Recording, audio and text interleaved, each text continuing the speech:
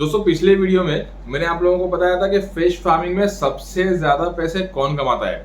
क्या फार्मर सबसे ज्यादा पैसे कमाता है, या सीड सप्लायर ज्यादा पैसे कमाता है, फीड के डीलर ज्यादा पैसे कमाते हैं, या फिर फीड की कंपनी ज्यादा कमाती है, क्या रिटेलर ज्यादा कमाता है, क्या और ट्रेडर कितना कमाते हैं। सारी डिटेल के बारे में मैंने आप लोगों को बताया था। अगर आपने वो वीडियो नहीं देखा हो तो पहले उस वीडियो को देख लेना, क्योंकि आज का वीडियो जो है ये उसके आगे का पार्ट है। आज के इस वीडियो में मैं आपको बताने वाला हूं कि मार्केट में रिटेल का प्राइस इतना हाई होने के बावजूद फार्मर को ज्यादा प्रॉफिट क्यों नहीं होता, कौन करता है मार्केट का रेट डाउन, कैसे करता है, क्यों करता है, ये आज आपको पूरी डिटेल में बताने वाला हूं। और इसके साथ ही साथ आपको ये भी बताऊंगा कि फार्मर को ज्यादा प्रॉफिट में आने के लिए और ज्यादा रेट में मछलियां बेचने के लिए आपको क्या करना पड़ेगा। अभी ना पिछले कुछ दिनों से लगभग एक महीने से पंगास का रेट मुंबई में, जी हाँ मैं मुंबई की बात कर रहा हूँ, मुंबई में पंगास का रेट कम से कम 115 120 के आसपास चल रहा है। अब रेट बहुत अच्छा है। अब आपसे कह रहा हूं, मैं ध्यान में रखिए, आपसे बात कर रहा हूं कि अब रेट गिरने मत देना। आज आपको ट्रिक्स बताने वाला हूं कि रेट को मेंटेन कैसे करना है। तो देखते रहिए। मेरा नाम है शुएब शेख और मैं आप सभी का फीड वाले में एक बार फिर से स्वागत करता हूं।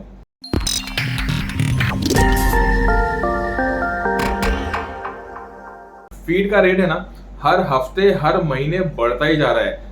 मतलब रुकने का नाम ही नहीं ले रहा है यार, इतना बढ़ता जा रहा है। पर आपको फिक्र करने की जरूरत नहीं है, क्योंकि अब आपको सबसे अच्छा और सबसे सस्ता फीड वाले के पास मिलने वाला है।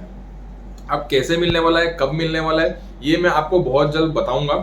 आज हम बात करने वाले हैं कि मार्केट में मछलियों का रेट ज्यादा होने के बावजूद भी फार्मर को अच्छा प्राइस नहीं मिलता, तो क्यों नहीं मिलता। जैसे कि अगर हम बात करें पंगास जैसी मछली की, तो इसका मार्केट में रिटेल प्राइस 140 या 150 के ऊपर होता है। तो फिर क्यों फार्मर को 70 रुपए, 80 रुपए या 90 रुपए में बेचना पड़ता है। ऐसा क्या होता है इनके साथ, ये आज आपको बताऊंगा। पूरा वीडियो देखना, क्योंकि आपको बहुत से ऐसे टिप्स दूंगा मैं जो आपको ज्यादा रेट में बेचने में आपको हेल्प मिलेगी। और एक सबसे इंपॉर्टेंट टिप मैं आज आपको लास्ट में देने वाला हूँ। अब है ना, होता ये है कि कुछ ट्रेडर्स है ना बड़े चालाक होते हैं। जब वो किसी एक फार्मर के फार्म से मछलियां खरीद रहे होते हैं, मान लो कि 90 रुपए के रेट में अगर खरीद रहे हो, और उनको दूसरे किसी फार्मर का फोन आ जाता है कि भैया मछलियां बेचना है, तो वो बोलते हैं कि अभी तो मैं दूसरी जगह से ले रहा हूँ और यहाँ से 90 में ले रहा हूँ और आपके यहाँ पर नहीं आ सकूंगा, क्योंकि आपका फार्म बहुत अंदर है, बहुत दूर है, बहुत टाइम लगता है, खर्चा बढ़ जाता है, आपके यहाँ पर नहीं आ सकूंगा, अभी तो मैं यहाँ से 90 में ले रहा हूँ। तो फार्मर जो होता है ना, फार्मर बेचारा डर जाता है। वो बोलता है कि यार आ जाओ प्लीज, कैसे भी करके आओ, मुझे पैसों की बहुत जरूरत है, माल बेचना है, बड़ी प्रॉब्लम में हूँ। तो ट्रेडर जो होता है ना, यहाँ पर उसका फायदा उठाने की कोशिश करता है। ट्रेडर बोलता है कि भैया आपका फार्म तो बहुत दूर है, बहुत अंदर है, वहां तक तो नहीं आ सकता। अब वहां तक अगर मुझे आना भी होगा तो मैं आपको 90 रुपए तो नहीं दे सकूंगा, मैं आपको 85 तक दे सकूंगा। अब बेचारा फार्मर जो होता है ना, वो टेंशन में रहता है, क्योंकि पैसों की बहुत जरूरत होती है। तो यहाँ पर वो क्या करता है, बेचारा हाँ बोल देता है। अब हाँ बोलने के साथ ही 90 रुपीज पे जो रेट चल रहा था ना, वो सीधा आ जाता है 85 पे। अब यहाँ पर जो होता है ना, जो ट्रेडर जो पहले वाले फार्मर से माल ले रहा था ना, अब वहां से माल लेना बंद कर देगा और दूसरे दिन चला जाएगा 85 जिसने रेट दिया है नए सेकंड फार्मर ने, उसके पास चला जाएगा और वहां से माल उठाना चालू कर देगा। अब 90 रुपीज के रेट को थोड़ी सी चालाकी दिखा के ना उसने ले आया 85 पे। अब आप सोचोगे यार 5 रुपए का डिफरेंस क्या फर्क पड़ता है। अब 5 रुपए दिखने में बहुत छोटे होते हैं, लेकिन अगर 1 टन माल बेचा जाए तो 1 टन माल पे लगभग 5,000 रुपए हो जाते हैं। तो 5,000 रुपए उसने थोड़ी सी चालाकी दिखा के एक्स्ट्रा कमा लिए और फार्मर का 5,000 रुपए का नुकसान हो गया।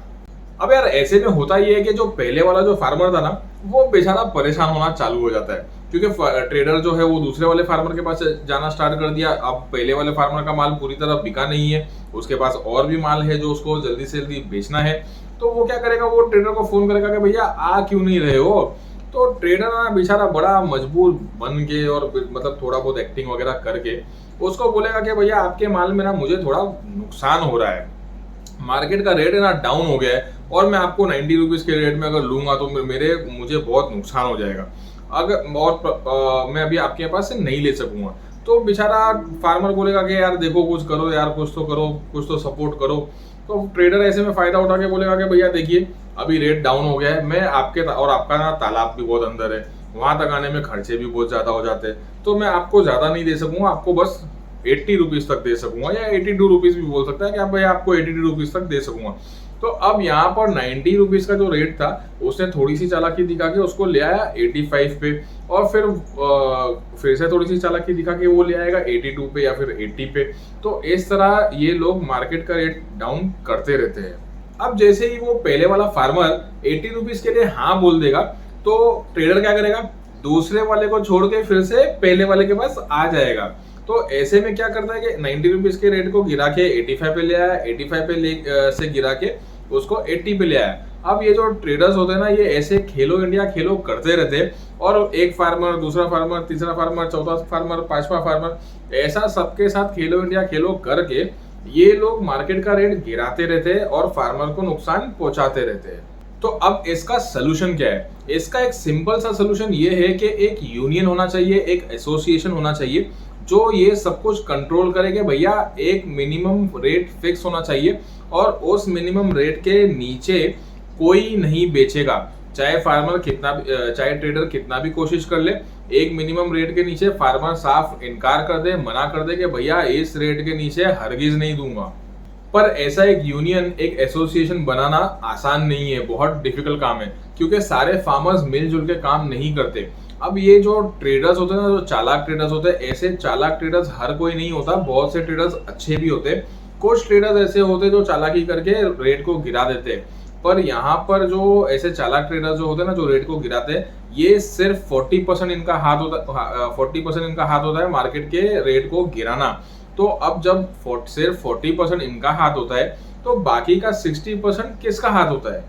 अब मार्केट का रेट और नीचे गिराने में 20% हाथ होता है बड़े फार्मर्स का। ये जो बड़े फार्मर्स होते हैं ना, मतलब एक दूसरे की ना, ये फार्मर लोग टांग खींचना कभी नहीं छोड़ेंगे, एक दूसरे की टांग खींचने में लगे रहते हैं। अब यहाँ पर होता क्या है कि जो छोटे फार्मर जो होते हैं ना, उनके पास ज्यादा माल नहीं होता, 5 टन या 20 टन या 15 टन 10 टन ऐसा माल होता है। पर जो बड़े बड़े फार्मर्स होते हैं ना, इनके पास 50 टन 100 टन 200 टन बहुत ज्यादा माल होता है इनके पास, तो इनको बेचने की भी घाई रहती है। तो जब एक ट्रेडर किसी छोटे फार्मर से माल ले रहा हो, मान लो 90 के रेट में ले रहा हो, तो बड़ा फार्मर जो होता है ना, ट्रेडर को फोन करके बोलता है कि भैया 2-3 रुपए कम देता हूँ, जल्दी से मेरे पास आ जाओ, मुझे माल जल्दी से बेचना है। ऐसा करके वो लोग बहुत सारे ट्रेडर्स लोगों को इनवाइट कर देते हैं। तो अब यहाँ पर ट्रेडर जो होता है ना, 2-3 रुपए बचाने के चक्कर में छोटे फार्मर को छोड़ के बड़े फार्मर के पास चला जाता है। क्योंकि देखो यार, पैसे तो हर किसी को मतलब प्यारे होते हैं। अगर 2-3 रुपए वो किलो पे बचा लेगा, तो 1 टन 2 टन पे 3,000-6,000 रुपए वो बड़ी आसानी से बचा लेते हैं। तो ऐसे में क्या होता है कि बड़े फार्मर्स छोटे फार्मर्सों को नुकसान पहुंचा देते हैं। अब जो बेचारा छोटा फार्मर है, जिसका माल बिकना बंद हो गया, वो क्या करेगा? वो भी सोचता है कि यार पैसों की जरूरत तो है, अब क्या करूं? तो वो भी बेचारा 1-2 रुपए कम कर देता है। अब बड़ा वाला जो फार्मर है, वो 1-2 रुपए कम कर देता है, फिर ये 1 रुपए कम कर देता है, अब फिर वो 1-2 रुपए और कम कर देता है, फिर ये 1-2 रुपए और कम कर देगा, ऐसा वो कम करेगा, फिर ये कम करेगा, फिर वो कम, फिर ये कम।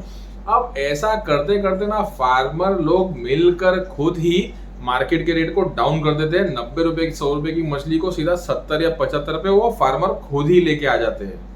अब अगर आप एक यूनियन या एसोसिएशन बनाओगे तो फायदे में रहोगे, पर यूनियन या एसोसिएशन बनाना डिफिकल्ट काम है, क्योंकि ये फार्मर्स होते हैं ना, ये एकजुट नहीं होते। तो जब तक के यूनियन या एसोसिएशन आप नहीं बना पाते, तो तब तक के क्या करोगे? इसका एक सिंपल सा सोल्यूशन है कि जब रेट डाउन होने लगे, तो माल बेचना बंद कर दो, माल बेचो ही मत अगर आपको कम पैसे मिलते हैं तो। पर यहाँ पर लोग क्या सोचते हैं कि यार हमको जरूरत है।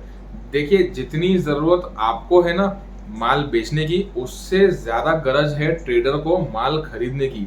नहीं समझे? मैं आपको बताता हूँ। आप अगर मछलियां नहीं बेचोगे, तो आपकी मछलियां तो पानी में रहेगी, खेलती रहेगी। जितने दिन आप रखोगे उतना उसका वजन बढ़ेगा, जितना वजन बढ़ेगा उतना आपको बढ़ के पैसा मिलेगा। पर दूसरी जगह इनको, जो ट्रेडर्स होते हैं ना, इनको माल खरीदने की बहुत फिक्र होती है, इनको बहुत जरूरी होता है माल खरीदना। क्योंकि आप अगर नहीं बेचोगे तो आपकी मछलियां तो आपके पास पड़ी रहेगी। आप कल भी बेच सकते हो उसको, परसों भी बेच सकते हो। पर अगर आज ट्रेडर ने माल नहीं खरीदा ना, तो उसका मार्केट खराब हो जाएगा, उसके कस्टमर्स खराब हो जाएंगे और दूसरों के पास चले जाएंगे। इसलिए हम लोगों से ज्यादा ट्रेडर्स को गरज होती है माल खरीदने की। अब मैं तो हर किसी के बीच रहता हूँ, फार्मर्स के बीच भी रहता हूँ, ट्रेडर्स के बीच भी रहता हूँ, हर कोई मेरे कस्टमर्स है, दोस्त है, मतलब हर इंटरेक्शन मेरा सबसे चलता रहता है। तो यहाँ पर मैं देखता हूँ ना कि जब ट्रेडर को माल नहीं मिलता ना, तो ये लोग कावरे बावरे होके यहाँ वहाँ फिरते रहते हैं। इनको कुछ समझ में नहीं आता। ये लोग ज्यादा पैसों में भी खरीदने के लिए तैयार हो जाते हैं, क्योंकि इनको माल पहुंचाना, डिलीवरी देना इनके लिए बहुत जरूरी होता है। तो अब मुंबई में आज मुंबई में कम से कम एक महीने से 115, 110, 120 ऐसा रेट चल रहा है पंगास जैसी मछली का। तो सोचिए रेट कितना हाई है। ये रेट इसलिए हाई है क्योंकि आजकल शॉर्टेज चल रही है, माल ज्यादा लोगों के पास है नहीं, और जिनके पास है वो बेच नहीं रहे थे, इसीलिए ये रेट इतना हाई हो गया था। अगर आपको रेट कम मिले तो माल मत बेचो, अपनी मछलियों को अपने पास, अपने तालाब में या फार्म में या बायोफ्लॉक जो भी आपके पास है उसमें उसको रहने दो। वो अपने पास रहेगी तो वो बढ़ती रहेगी, उसका वेट बढ़ता रहेगा, प्रॉफिट ज्यादा होगा, लॉस नहीं होगा, जो भी पैसा आएगा वो बढ़ के ही आएगा। तो इसीलिए अगर रेट कम मिले तो मत बेचो, मछलियों को अपने पास रहने दो। पर हमारे जो बेचारे फार्मर्स होते हैं ना, वो ऐसा नहीं कर पाते, क्योंकि एक मेन वजह होती है पैसों की सख्त जरूरत।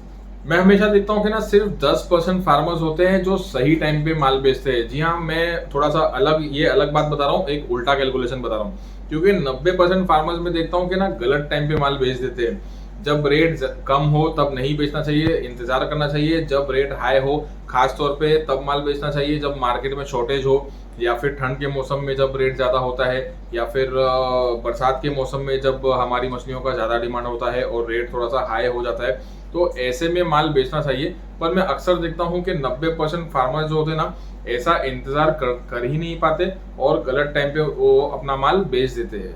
अब मार्केट का रेट गिराने में दूसरे फार्मर्स का भी बहुत हाथ होता है। ये फार्मर्स ऐसे होते हैं जिनको ना पैसों की इमरजेंसी होती है, बहुत अर्जेंट, अभी पैसा चाहिए यार, कुछ भी करके थोड़ा सा माल बेच देना है और थोड़ा सा पैसा हमको अभी के अभी चाहिए। क्योंकि जो कुछ फार्मर्स ऐसे होते हैं ना, जो पार्टनरशिप में करते हैं, नए नए होते हैं, बहुत बड़ा ग्रुप लेके आते हैं, फिर पार्टनर लोग पैसा निकालना बंद कर देते हैं, तो मछलियों को खिलाने के लिए भी उनके पास पैसे नहीं होते। और कभी कभी क्या होता है कि बहुत ज्यादा मछलियां डाल देते हैं, मतलब किसी ने बताया यार कि इसमें बहुत पैसा है, 1 लाख मछली डालोगे तो 1 करोड़ कमाओगे। ऐसे भी बहुत सारे नए फार्मर्स होते हैं जो सुनी सुनाई बातों पे आ जाते हैं और सुनी सुनाई बातों पे आके बहुत ज्यादा मछलियां डाल देते हैं, फिर उनको खिलाने के लिए पैसे नहीं होते। तो ऐसे में वो बेचारे क्या करते हैं कि 200 ग्राम 250 ग्राम की मछलियों को बेचने के लिए निकलते हैं। तो ये जो फार्मर्स होते हैं ना, जिनको पैसों की सख्त जरूरत होती है, इनकी वजह से भी रेट बहुत डाउन हो जाता है। ऐसे फार्मर्स जब बुरी तरह फंस जाते हैं ना, तो बहुत कम रेट में अपनी मछलियां बेचने के लिए तैयार हो जाते हैं। बहुत से फार्मर्स को ना मैंने आधे आधे रेट में भी अपनी मछलियों को बेचते देखा है, जब वो फंसे हुए होते हैं और उनको पैसों की सख्त जरूरत होती है।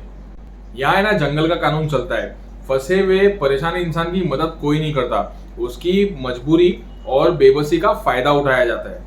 अब बाकी के जो 30% फार्मर्स होते हैं ना, वो होते हैं जो रेट गिराने वालों में जिनका हाथ होता है, वो होते हैं ऐसे फार्मर्स जो मुर्गी का कचरा खिलाते हैं। क्योंकि मुर्गी का कचरा जो होता है ना, बहुत से लोगों को फ्री आता है और बहुत से लोगों को थोड़े सस्ते में आता है, क्योंकि उसमें सब गंदगी घान होती है। तो ऐसे में ये जो फार्मर्स होते हैं ना, इनको फीड के मुकाबले मछलियाँ थोड़ी सी सस्ती पड़ती है। जी हाँ, ज़्यादा फर्क नहीं पड़ता, थोड़ी सी सस्ती पड़ती है, क्योंकि इनके ओवरहेड एक्सपेंसेस भी बहुत होते हैं, लेबर का कॉस्ट होता है, उसके अलावा इनको हफ्ते देने पड़ते हैं, इसके अलावा इन लोगों को डीजल का खर्चा होता है, क्योंकि कीमा मशीन में कीमा करना होता है, बहुत सारे मतलब ओवरहेड एक्सपेंसेस जो होते हैं ना, उसमें बहुत ज़्यादा होता है। इसीलिए ज़्यादा फर्क नहीं पड़ता, पर थोड़ा फर्क पड़ता है। तो ये जो फार्मर्स होते हैं ना, जो चिकन वेस्ट कचरा वगैरह खिलाते हैं, तो इनके बीच में, और जो फीड वाले जो फार्मर्स होते हैं ना, जो फीड बेच के अपनी मछलियों को पालते हैं, तो इनके बीच में रेट का थोड़ा सा प्रॉब्लम हमेशा चलता है।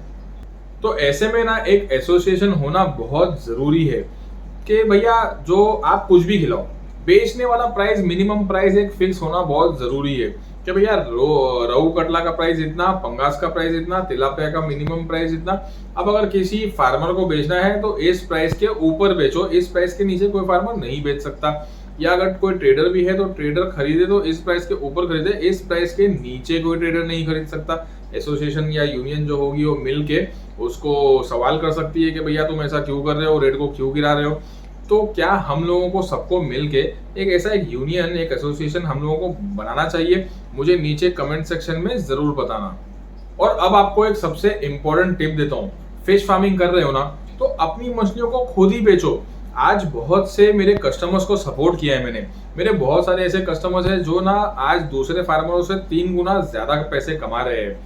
अब वो लोग क्या करते हैं कि वो अपना एक छोटा सा मार्केट बना लेते हैं अपने ही फार्म के आसपास, जहां पर वो रिटेल में मछलियां बेचना स्टार्ट कर देते हैं। स्टार्ट में थोड़ा डिफिकल्ट होता है, जल्दी कस्टमर्स नहीं आते, पर धीरे धीरे नाम बन जाता है और उसके बाद एक अच्छा बिजनेस सेट हो जाता है। अब यहाँ पर 3 गुना प्रॉफिट होना स्टार्ट हो जाता है।